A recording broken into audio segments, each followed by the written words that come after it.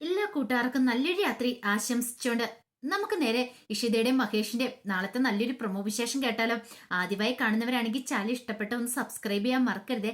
അതോടൊപ്പം തന്നെ വീഡിയോ ഇഷ്ടപ്പെടുകയാണെങ്കിൽ ലൈക്ക് ചെയ്യാനും മറക്കരുത് കേട്ടോ. കാരണം നമ്മുടെ മുന്നോട്ടുള്ള യാത്രയിൽ നിങ്ങളുടെ ഓരോ ലൈക്കും അത്രയധികം പ്രധാനപ്പെട്ട കേട്ടോ. അപ്പൊ നമുക്ക് നേരെ വിശേഷത്തിലേക്ക് പോയാലോ. അങ്ങനെ ഇന്നത്തെ വിശേഷം നമ്മൾ കണ്ടു. ദയയുടെ കുഞ്ഞു മരിച്ചു പോയ കാര്യമൊന്നും മനസ്സിനെ അറിഞ്ഞിട്ടുണ്ടായിരുന്നില്ല. പിന്നീട് മനസ്സിന് ഭയങ്കര സന്തോഷത്തില് ഞാൻ ഇന്ന് ജോൾസിനെ വിളിക്കട്ടെ, ജോൾസിനെ വിളിച്ച് ജാതകമൊക്കെ ഒന്ന് കുറിപ്പിക്കാനായിട്ട് പറയാന്നൊക്കെ പറഞ്ഞിട്ട് അങ്ങോട്ട് പോവാണ്. ഇത് കണ്ടു കഴിഞ്ഞപ്പോ തന്നെ മാധവിന് എന്ത് ചെയ്യണമെന്ന് അറിയത്തില്ല. മാധവ് വല്ലാത്തൊരവസ്ഥയില. മാധവിന്റെ അടുത്തേക്ക് എന്നിട്ട് മാഷു അതെ സങ്കടപ്പെടണ്ട, വരാനുള്ളത് വഴി തങ്ങത്തില്ലെന്നല്ലേ പറഞ്ഞേ. ദൈവമായിട്ട് തന്നു, ദൈവമായിട്ട് തിരിച്ചെടുത്തെന്ന് മാത്രം കരുതിയാൽ മതി. എന്താണെങ്കിലും ദയയ്ക്ക് ഒരു കുഴപ്പമോ സംഭവിക്കാതെ ദയനെ തിരികെ കിട്ടിയില്ല എന്നൊക്കെ പറയാം.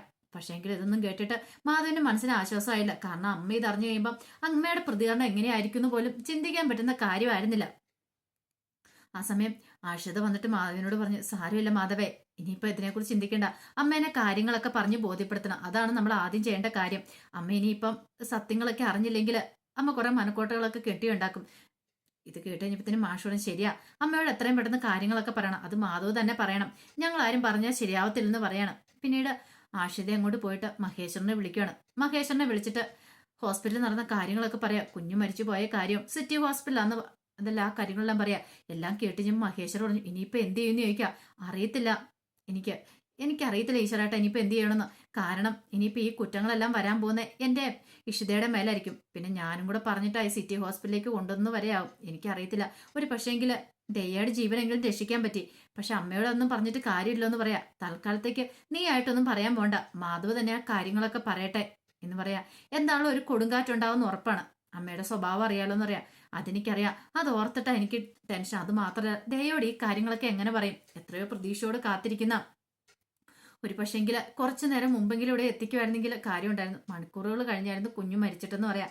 ഇനിയിപ്പോ അതിനെക്കുറിച്ചൊന്നും പറയണ്ട, ഇനിയിപ്പോ ടെൻഷൻ അടിച്ചിട്ട് കാര്യമില്ല. നീ ഒരു കാര്യം ചെയ്യ, മാധവിനെ സമാധാനിപ്പിക്കാനൊക്കെ പറയുകയാണ്. ഞാൻ എത്രയും പെട്ടെന്ന് തന്നെ അങ്ങോട്ടേക്ക് എത്താന്നൊക്കെ പറയുന്നുണ്ട്.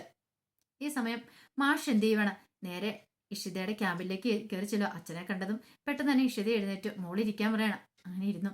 പിന്നീട് ഇഷിതയോട് അച്ഛൻ കാര്യങ്ങളൊക്കെ അറിഞ്ഞു കാണുമല്ലോ അല്ലേന്ന് ചോദിക്കണം. അതെ, എന്നോട് ആഷിത എല്ലാം പറഞ്ഞു പറയണം.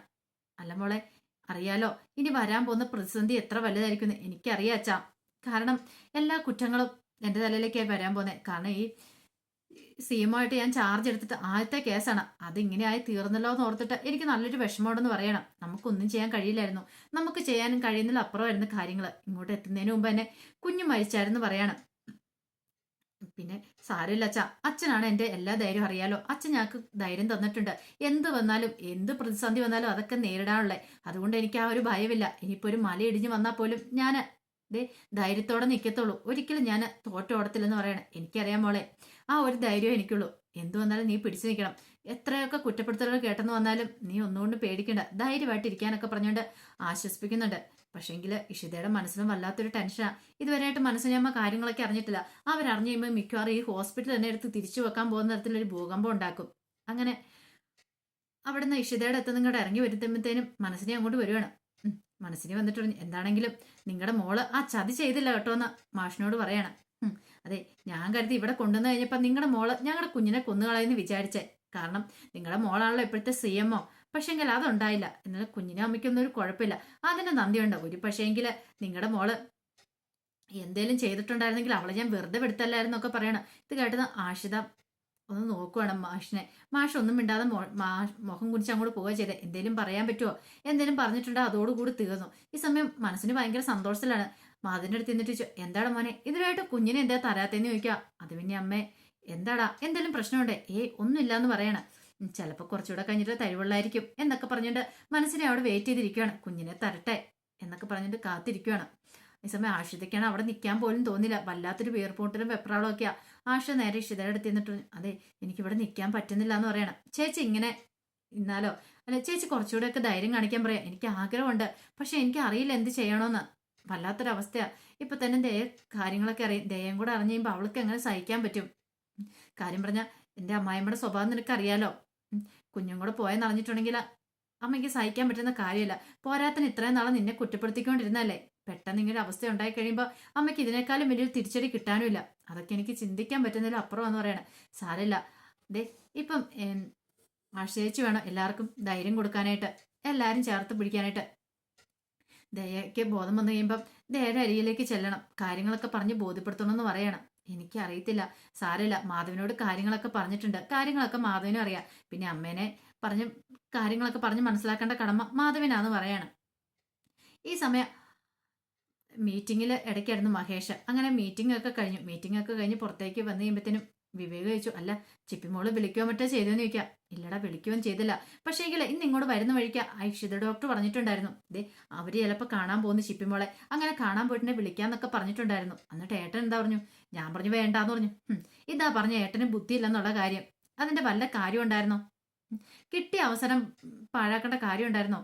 ചിപ്പിമോളെ കാണാനും പറ്റുന്നില്ല, ഒന്ന് സംസാരിക്കാനെങ്കിലും പറ്റുമല്ലായിരുന്നു ചോദിക്കുക. അത് പിന്നെ അപ്പോഴത്തെ ദേഷ്യത്തിലാ അങ്ങനെ പറഞ്ഞ, അതാ പറഞ്ഞേ വേണ്ടുന്ന സമയത്ത് ബുദ്ധി ഉണ്ടാകത്തില്ലെന്ന് പറഞ്ഞ്. ഇനി അതിനെക്കുറിച്ചൊന്നും പറഞ്ഞിട്ട് കാര്യമില്ല. അല്ല, എത്രയും പെട്ടെന്ന് 10 ദിവസം കൂടെ ഉള്ളിനി, ആ 10 ദിവസത്തിനുള്ളിൽ തന്നെ എനിക്ക് എൻ്റെ ചിപ്പിമോളെ കിട്ടണം. അതിനു വേണ്ടിയിട്ട് ഏതറ്റം വരെ ഞാൻ പോകും വിവേകം എന്ന് പറയണം. അത് പറഞ്ഞിട്ട് കാര്യമില്ല, കുഞ്ഞിനെ കിട്ടണമെങ്കിൽ അതിൻ്റെ കാര്യങ്ങളൊക്കെ നോക്കണം. എത്രയും പെട്ടെന്ന് ഇഷിത ഡോക്ടറെ പോയി കാണാം. എന്നിട്ട് ആ ഒരു പ്രസ്താവനകളൊക്കെ നടത്തിയില്ലേ, അതങ്ങോട്ട് പിൻവലിക്കാൻ പറ. അതാണ് ഏറ്റവും പ്രശ്നമായിട്ടിരിക്കുന്നത്. അങ്ങനെ അല്ലെന്ന് ഇനി വരുത്തി തീർക്കേണ്ട ആള് മഹേഷാണ്. അങ്ങനെ വരുത്തി തീർത്താൽ മാത്രമേ ഇനിയിപ്പോൾ ചിപ്പിമോളെ കിട്ടുള്ളൂന്ന് എനിക്ക് തോന്നുന്നത്. അല്ലെങ്കിൽ ഒരു കാരണവശാലും ഇനി കോടതി ചിപ്പിമോളെ മഹേഷിനോട് വിടുമെന്ന് എനിക്ക് തോന്നുന്നില്ലെന്ന് പറയണം. നീ എന്തൊക്കെയാടാ പറയണേ? ഞാൻ പറഞ്ഞതിൽ എന്താ തെറ്റിരിക്കുന്നേ? ശരിയായിട്ടുള്ള കാര്യമല്ലേ പറഞ്ഞെന്ന് ചോദിക്കാം. ശരിയാണ്, ആകെപ്പാടെ ടെൻഷനാണ് മഹേഷിന്, എന്ത് ചെയ്യണമെന്ന് അറിയത്തില്ല. ഇപ്പോഴാണെങ്കിൽ ബിസിനസ്സിലൊന്നും ശ്രദ്ധിക്കാൻ പോലും പറ്റുന്നില്ല. കണ്ണടച്ചാലും തുറന്നാലും ചിപ്പിമോളുടെ മുഖം മാത്രം മനസ്സിലുള്ളൂ. ആ സമയം ചിപ്പിമോൾ ആകെപ്പാടെ വിഷമിച്ചിരിക്കുകയാണ്. അപ്പോഴേക്കും രചന അങ്ങോട്ട് കയറി വന്നു. രചന വന്നിട്ട് ചോദിച്ചു, അല്ല മോള് ഇത് എന്തെടുക്കുമെന്ന് ചോദിക്കും. ഒന്നുമില്ലാന്ന് പറയാണ്. അല്ല മോൾ എന്താ ഫുഡ് കഴിച്ചില്ലെന്ന് സൗദാമിനി പറഞ്ഞല്ലോ, അത് പിന്നെ മോൾക്ക് വിശക്കുന്നില്ല. എപ്പോഴും വിശക്കുന്നില്ലെന്ന് പറഞ്ഞിട്ട് കാര്യമില്ല, നേരാമണ്ണം ഫുഡ് കഴിക്കണ്ടേന്ന് ചോദിക്കാം. അത് കുഴപ്പമില്ല, എനിക്ക് എൻ്റെ ഡാഡിയുടെ അടുത്ത് കൊണ്ടുപോയി വിടാമെന്ന് ചോദിക്കാം. ഡാഡിയുടെ അടുത്തോ? അതെ, എനിക്ക് ഇവിടെ ഇരുന്നിട്ട് വല്ലാതെ ബോറടിക്കുന്നു, എനിക്ക് എൻ്റെ ചിപ്പുവിനെ കാണണം. ചിപ്പുവോ? അതാരാ? എൻ്റെ ഡോഗാ ചിപ്പു എന്ന് പറയണ. അതെ, അത് ഷിയാമ്മയുടെ അടുത്തുണ്ട്, എനിക്ക് അവനെ കാണാൻ തോന്നുന്നുണ്ടെന്ന് പറയണ. അതെ, ചിപ്പുവിനെ നമുക്ക് പിന്നെ കാണാം, ഇപ്പൊ തൽക്കാലത്തേക്ക് മോൾ ഇവിടെ ഇരിക്കട്ടോ. അതെ, അപ്പൊ പുറത്ത് പോയിട്ട് വരാമെന്ന് പറയണം. ഇത് കേട്ടതും തലയാട്ടുവാണ് ചിപ്പിമോള്. കാരണം ചിപ്പിമോൾക്കറിയാം എപ്പോഴും രചനയ്ക്ക് പുറത്തു പോകാനൊക്കെ സമയമുള്ളൂ, ചിപ്പിമോളുടെ കാര്യം നോക്കാൻ സമയമില്ല. ചിപ്പിമോളെ നോക്കാനായിട്ടാണ് സൗദാമിനെ ഏൽപ്പിച്ചിരിക്കുന്നത്. അങ്ങനെ രചന അങ്ങോട്ട് പോയി കഴിഞ്ഞപ്പോഴത്തേനും സൗദാമിനെ അടുത്ത് എന്നിട്ട് ചിപ്പിമോള് പറഞ്ഞു, അതെ എനിക്ക് എന്നെ ഷിയാമ്മേനെ ഒന്ന് വിളിച്ചുതരാമെന്ന് ചോദിക്കുകയാണ്. അയ്യോ, ഇനിയിപ്പം മോളുടെ അമ്മ എങ്ങനെ പറഞ്ഞ പ്രശ്നമാവോ? അതെ, അമ്മ അറിയണ്ട, അമ്മ അറിയാതെ ഷിയാമ്മനെ വിളിച്ചു തന്നാൽ മതി എന്ന് പറയണ. അത് പറയൊന്നും വേണ്ട, ഷിയാമ്മനെ വിളിച്ചെന്ന് എന്ന് പറയണ. പിന്നീട് സൗദാമിനി ഇഷിതയുടെ ഫോണിലേക്ക് വിളിക്കുകയാണ്. ഇഷിതയുടെ ഫോണിലേക്ക് വിളിച്ചിട്ട് ചിപ്പിമോൾക്ക് കാണണം എന്നൊക്കെ പറഞ്ഞു പറയാ. ഇത് കേട്ട് കഴിഞ്ഞപ്പോഴത്തേനും വല്ലാത്തൊരു ടെൻഷൻ ഉണ്ടായിരുന്നു ഇഷിതയുടെ മനസ്സിൽ. കാരണം ചിപ്പിമോളെ കുറിച്ചുള്ള ചിന്തകളുണ്ട്. പക്ഷെ അതിൻ്റെ ഇടയ്ക്ക് ഈ ചിന്തയൊക്കെ നടക്കുന്നതുകൊണ്ട് എന്ത് ചെയ്യാൻ പറ്റും? അതുകൊണ്ട് കൂടുതലൊന്നും പറയാനായിട്ട് ഇഷിതയ്ക്ക് പറ്റുന്നുണ്ടായിരുന്നില്ല. പിന്നീട് ചിപ്പിമോൾ അതെ എന്നെയും കൂടെ കൊണ്ടുപോകാൻ ഷിയാമ്മ അങ്ങോട്ടെന്ന് ചോദിക്കുക. അതെ, മോളെ കണ്ടിട്ട് ഞാൻ പിന്നെ ഒരു ദിവസം വരാമെന്ന് പറയാം, എനിക്കിപ്പോൾ ഷിയാമ്മനെ കാണാൻ തോന്നുക, ഇപ്പോൾ വരാനേ. അതെ, ഷിയാമ്മയ്ക്ക് സമയമില്ല, ഷിയാമ്മ പിന്നീട് വരാട്ടോ എന്നൊക്കെ പറഞ്ഞിട്ട് ചിപ്പിമോളെ ഞങ്ങളെ ആശ്വസിപ്പിക്കുകയാണ്. അങ്ങനെ ആശ്വസിപ്പിച്ചിട്ട് അങ്ങോട്ടേക്ക് ഇറങ്ങി വരിക. അപ്പോഴേക്കും അവിടെ വല്ലാത്ത ടെൻഷനിൽ ആഷിതയൊക്കെ നിൽക്കുന്നുണ്ടായിരുന്നു. ഇതുവരെയായിട്ട് മനസ്സിനോട് കാര്യങ്ങളൊക്കെ പറഞ്ഞിട്ടില്ല, ഇനിയിപ്പോൾ താനായിട്ട് പറയാനും പോകുന്നില്ലെന്ന് ഓർത്ത് അങ്ങോട്ട് വന്നു. അതിനും മാഷും അങ്ങോട്ട് വന്നു. ഒരു സമയം ഒന്ന് ആലോചിച്ചു ഇഷിത, ഇനിയിപ്പം താന് ചില സത്യങ്ങളൊക്കെ അച്ഛനോട് പറയണോ, പറയാതിരുന്നാൽ എന്ത് ചെയ്യും, അങ്ങനെ ചിന്തകളൊക്കെ ഉണ്ട്. കാരണം ആരോഗ്യമന്ത്രി വന്ന് വെല്ലുവിളിച്ചിട്ട് പോയ കാര്യങ്ങൾ അത് ഇതിനായിട്ട് അച്ഛനോട് പറഞ്ഞിട്ടില്ല. അച്ഛനോട് പറയാതിരുന്നിട്ടുണ്ടായാൽ ശരിയാവുമോ? രണ്ടും കൽപ്പിച്ച് പറയാൻ തന്നെ തീരുമാനിച്ചു. അല്ല, താനെന്തിനാ അതൊക്കെ പറയാതിരിക്കുന്നേ? പറയാൻ തന്നെ തീരുമാനിച്ച് നേരെ അച്ഛൻ്റെ അടുത്തേക്ക് ചെല്ലുവാണ്, മാഷിൻ്റെ അടുത്തേക്ക് ചെല്ലുവാണ്. മാഷിൻ്റെ അടുത്ത് അതെ, മുമ്പ് ഞാൻ അച്ഛനോട് കാര്യം പറയാൻ മറന്നു എന്ന് പറയണം, എന്താ കാര്യം എന്ന് ചോദിക്കുകയാണ്. അത് പിന്നെ അച്ഛൻ അറിഞ്ഞു കഴിയുമ്പോൾ വെറുതെ അച്ഛൻ ടെൻഷൻ അടിക്കും, അതുകൊണ്ടാന്ന് പറയും. ടെൻഷൻ അടിക്കാൻ എന്ത് കാര്യം എന്താണെന്ന് ആദ്യം പറ. അത് ഞാൻ പറഞ്ഞിട്ടില്ലേ ഒരു ശോഭീനെ കുറിച്ചൊക്കെ? ഓഹോ, മനസ്സിലായി, ശോഭയുടെ കാര്യങ്ങൾ.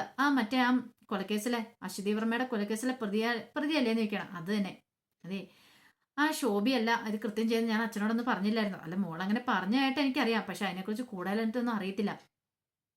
ഇന്ന് ആരോഗ്യമന്ത്രി ഉദ്ഘാടനം നടത്താൻ വരുന്ന സമയത്ത് അയാൾ എന്നെ ഒന്ന് ഭീഷണിപ്പെടുത്തിയിട്ടാണ് പോയത്.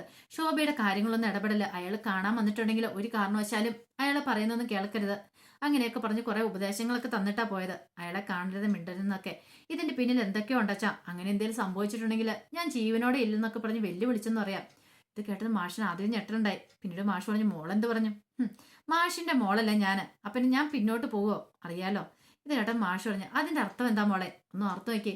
ഇതിനകത്ത് എന്തൊക്കെയോ പങ്ക് ആരോഗ്യമന്ത്രിക്കും ഒക്കെ ഉണ്ട്. അപ്പൊ അതുകൊണ്ട് ഒരു കാരണവശാലും അതൊന്നും പുറത്തറിയരുത്. അപ്പൊ പുറത്തറിയാതിരിക്കാൻ വേണ്ടിയിട്ട് അയാള് ഈ വന്ന് വെല്ലുവിളിച്ചിട്ട് പോയെന്ന് പറയാ. ഇത് കേട്ടതും ഇഷിത പറഞ്ഞു, അത് ശരിയാ. അതെ, അച്ഛന്റെ മോളല്ലേ, ഏത് വല്ല കൊടുങ്കാറ്റ് വന്നാലും ഞാൻ അതിനെയൊക്കെ തടഞ്ഞു നിർത്തുന്ന ആളാ. അതുകൊണ്ട് എനിക്ക് ആ കാര്യത്തിനൊരു പേടിയില്ല. ഇപ്പം മന്ത്രിയല്ല, ആര് വന്നു പറഞ്ഞാലും എനിക്കൊരു കുഴപ്പമില്ലെന്ന് പറയാണ്.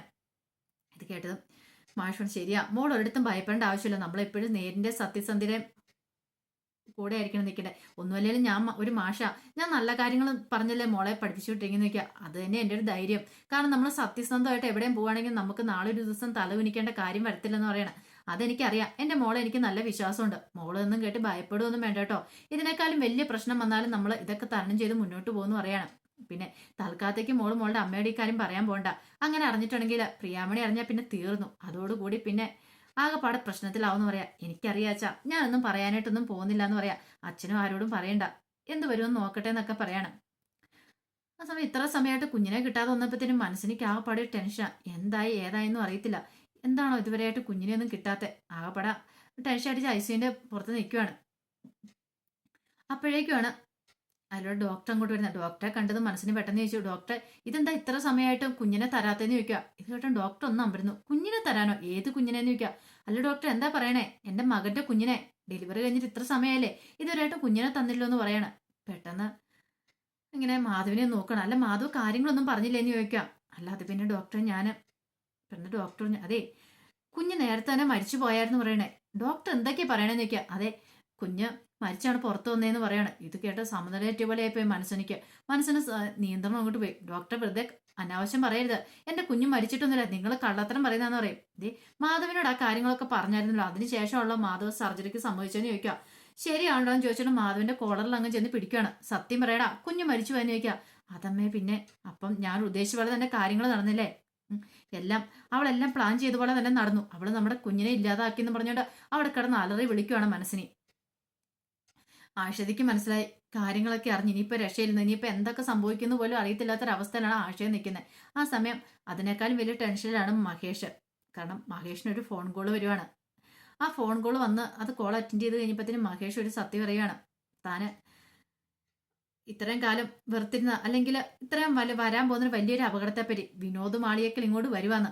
കാരണം വിനോദ് മാളിയേക്കലിനെ കുറിച്ച് മുമ്പ് നമ്മൾ വായിച്ചിട്ടുണ്ട്, വലിയൊരു രാഷ്ട്രീയക്കാരനാണ് അയാളെന്നുള്ള കാര്യം. അത് മാത്രമല്ല സുമിത്രയുടെ ആദ്യത്തെ കാമോനൊക്കെ ആയിരുന്നു വിനോദ് മാളിയേക്കൽ. അയാൾ കോളേജിൽ വെച്ച് ഭയങ്കര രാഷ്ട്രീയക്കാരനും കാര്യങ്ങളൊക്കെ ആയിരുന്നു.